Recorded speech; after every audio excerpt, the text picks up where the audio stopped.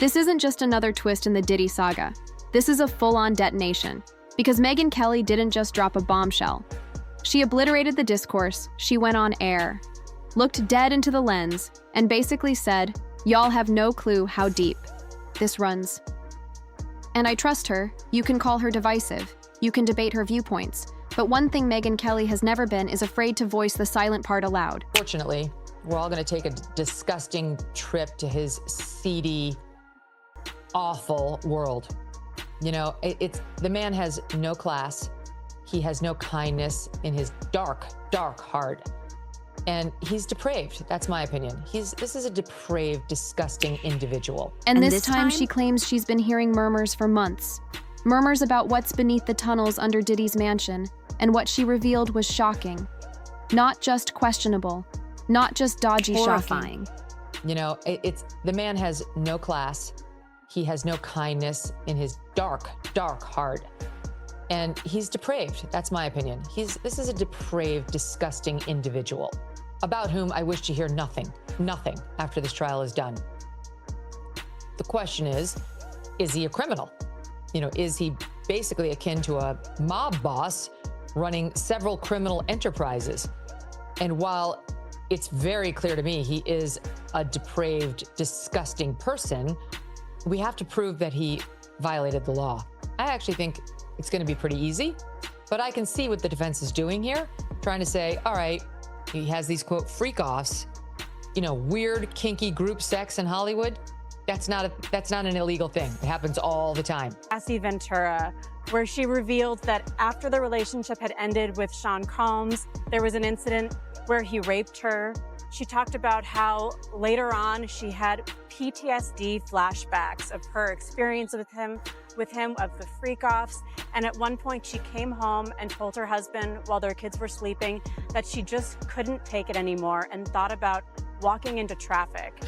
If you don't have the consent of the women or the men, as the case may be, it is illegal. But okay, we're going to argue over whether they were willing participants. It's almost like a Harvey Weinstein situation where he's gonna say they willingly took drugs. Another thing we learned about yesterday was her drug addiction. She said that she had an addiction to opiates, Errol. They're gonna say absolutely not. He drugged me against my will. Maybe there were drugs in that baby oil, maybe in another way, but I definitely didn't consent to being drugged or to being raped or sodomized by P. Diddy. She said these corridors snake beneath the estate like arteries, secret-coded, utterly concealed. And in her terms, they were built for absolute privacy. That phrase lingered with me because privacy like that, it's never for anything wholesome. You don't construct something like that to hold prayer groups, and as soon as she spoke it, the web erupted. Blew up. And what's really going to be interesting is the parade of celebrities who we expect to be mentioned and or called into that courtroom. You know, people who we hadn't heard about prior, like Mike Myers, you know, Austin Powers, Mike Myers. Why is he getting called? Why is he on the witness list? That'll be fascinating. And then, of course, there are the no-name, quote unquote, women who are going to have to find every ounce of courage they have to sit on that witness stand across from someone who can buy and sell their whole families, who is accused of behaving violent in the past toward both male and female adversaries or so-called friends who ticked him off. You know, he allegedly firebombed this one rapper's car for allegedly being interested in the same woman. There are questions about whether he's potentially done worse than that to others. And these young women with no power and no money who could put him behind bars for the rest of his life have to sit there, look him in the eye and say what he did to them. Now that's going to be a very tall order. There's already been a question about whether one has bailed. They couldn't find this one witness late last week, and the prosecution wasn't sure whether she'd left, peaced out. And even if they don't peace out, will they stick by their stories on the stand? It's a very Forums, Reddit, YouTube analysis, podcasts. Everybody suddenly craved one thing: the tunnel layout, the complete tour, the footage that doesn't exist because allegedly these areas were crafted to be camera-proof, no lenses, no audio, no observers. We already knew Diddy's image was spiraling downward after everything Cassie exposed. But this is below rock bottom. She wrote a book about her experience, and she had her lawyer send it to Combs. She wanted to be compensated for the pain that he had put her through, she said, and she asked for $30 million. Combs, she was told, didn't take this seriously. Later, when she filed a civil lawsuit against him, we found out yesterday that he ended up settling that for $20 million.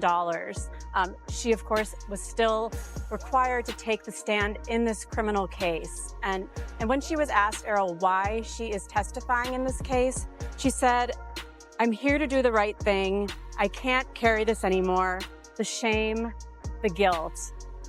But in terms of the case that we're starting to see, the prosecution, we're seeing the foundations of their charges of racketeering, of sex trafficking, of transportation for prostitution.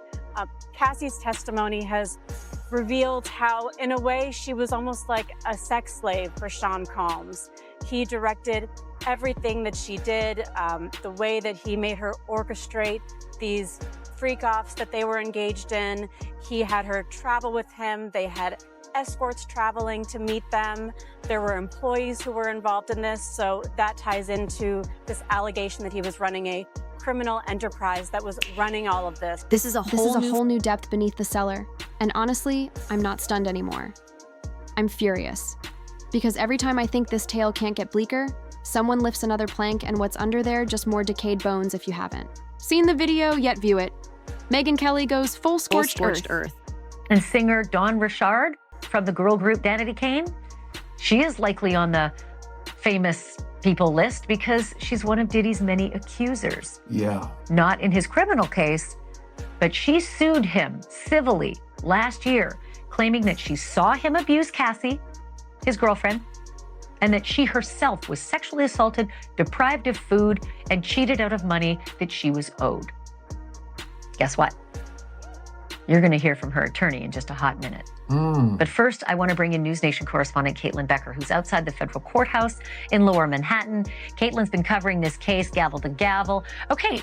First of all, let's just start with the drip, drip, drip of all the names, because the internet is really on fire. What happened today?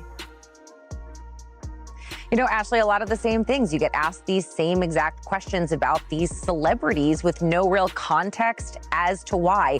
And you really hit the nail on the head a minute ago when you said jury selection's kind of boring, but not in the Diddy case. Most prospective jurors who come into jury selection have never heard of the defendant, let alone have an opinion of them. But what we heard today was prospective jurors who were excluded because they flat out said they don't like Diddy going into it. They don't have a favorable opinion. One guy said he believed Diddy has enough money to buy his way out of jail. So those jurors immediately excluded. There was also some laughs in the courtroom today from the attorneys and the judge when one prospective juror said that he couldn't guarantee that he wouldn't be able to smoke marijuana for all 8 to 10 weeks of the trial. So that person was excluded. But by the end of the day, they've added 10 more people to that pool of 45 that they're trying. No coiling. And if that doesn't make your skin crawl, it ought to. Because the pattern is evident. Diddy doesn't hide behind locked doors. He builds entire secret corridors behind the ones you can see. And when you craft a life like that, it's only a matter of time before someone tears off the ceiling. All right, let's discuss the schematics, because this is the part where my gut churned Megyn Kelly. Like the fierce voice she is threw those diagrams right up on screen. They're allegedly from upgrades at one of Diddy's estates, and I get it. No one's authenticated them yet. But look at the specifics: triple thick metal doors, air ducts marked like safe room systems, and the oddest label of all, TR1 scrawled beside a spiral staircase hidden behind a partition. Now, internet detectives think that means Tunnel Route 1. And honestly, that aligns. You don't tag a corridor like that unless there's more than one tunnel, more than one path, out of or into something that's not quirky billionaire behavior. That's orchestrated concealment. That's blueprint coded. Caution. But let's be honest, this kind of project doesn't just get constructed. It's not a weekend hobby. This takes months. Builders' specialized gear, probably hundreds of thousands in hush funds baked right into the labor budget. Because a job like this, it's not just complex, it's covert. No one installs a keyed lift and soundproof walls just for amusement, and no builder sets foot on site unless they're bound by an ironclad NDA. What alarms me is that NDAs are designed for lawsuits, not ethics. So once those documents are signed, what happens down there becomes unseen, untouchable, untraceable. And that's where things get grim, because when power buys silence, possibility becomes the most perilous thing in the room. It's no longer about what occurred. It's about what could have occurred. And when that kind of possibility surrounds someone like Diddy, who's already mired in scandal, you can't help but connect the dots. And those dots, they form a tunnel map that leads straight to perdition. You want to know what's worse than schematics? Murmurs, because murmurs mean someone saw something, and they're terrified to go on record over the last few weeks. Stylists, cooks, former guards, and random unnamed sources have started speaking up. Not with full disclosures, but with that wary half-truth tone you hear when people want to stay alive in this industry. A stylist confessed she always wondered why certain after-parties would begin upstairs and disappear downstairs for hours, a private. Chef said late-night shipments arrived through a side entrance. But get this, he never once saw anyone exit. Then Megyn drops another explosive claim.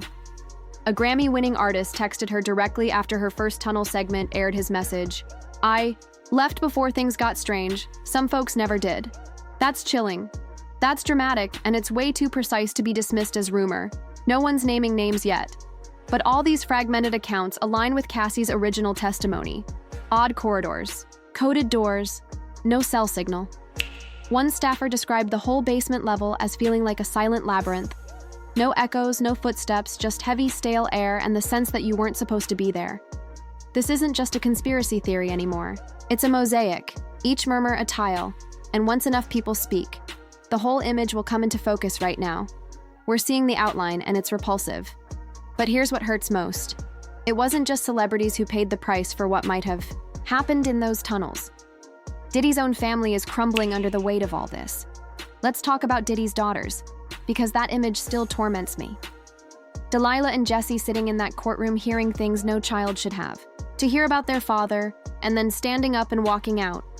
Not because they were instructed to, not for show. They walked out because their hearts couldn't bear it. Their father was being portrayed as someone they didn't know, and that pain, that confusion, that betrayal, it was etched all over their faces, and what came after spoke louder than any words. A quiet repost, no caption, no hashtags, just a white heart emoji under a screenshot of Cassie's closing remarks that wasn't performative. That was unity. That was two daughters telling the world, we're listening, we're watching, and we're no longer pretending. Meanwhile, Justin Diddy's eldest has gone quiet, radio quiet. Nothing on socials, no statements, no support, just vanished. And when you grow up in a family that thrives off attention and optics, that kind of absence, it means something even more revealing. Word is that relatives from Kim Porter's side of the family reached out to Cassie privately. These are people who knew Diddy behind closed doors, and they're allegedly offering solace, not denial, that says it all. Families recognize patterns, they recognize emotional harm, and if those closest to him are reaching across battle lines to offer empathy to Cassie, it means they've seen enough. The silence coming from Diddy right now isn't tactical, it's defensive. It's the silence of a man who knows the people who matter most are slipping away. And if your own family stops defending you, if your children start siding with the people you allegedly harmed, there's no legacy left to safeguard ratings surge every time the word tunnel flashes. Across a headline, podcasts push 3-hour dissections, TikTok sleuths zoom in on blueprints, even late-night comics. Once friendly, now roast Diddy nightly. What's striking is watching fans pivot former supporters post apology threads forever idolizing him. When Megyn Kelly calls an audience to attention, mainstream outlets chase the resonance, the narrative snowball rolls downhill, crushing brand deals, party invites, even radio play. I've seen scandals before, this one accelerates faster because the visuals are so dramatic.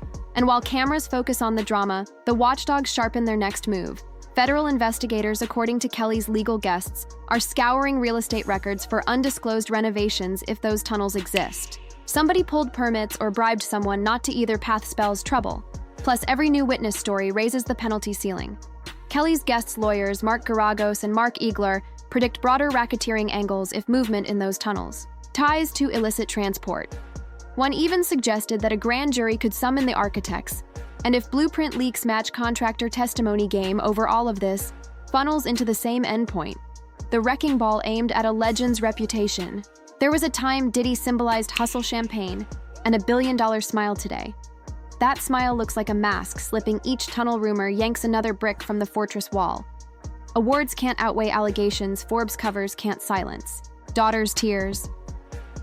Legacy isn't what you claim it is. It's what everyone else remembers after you're done speaking. And right now, the memory forming is dark, echoing impossibly deep. Like the tunnels. Megyn Kelly just pulled into the daylight. Megyn. Kelly swung a spotlight beneath Diddy's estate and found more questions than passages. Yet every question hones a larger truth. Secrecy only flourishes until someone bold yanks the veil.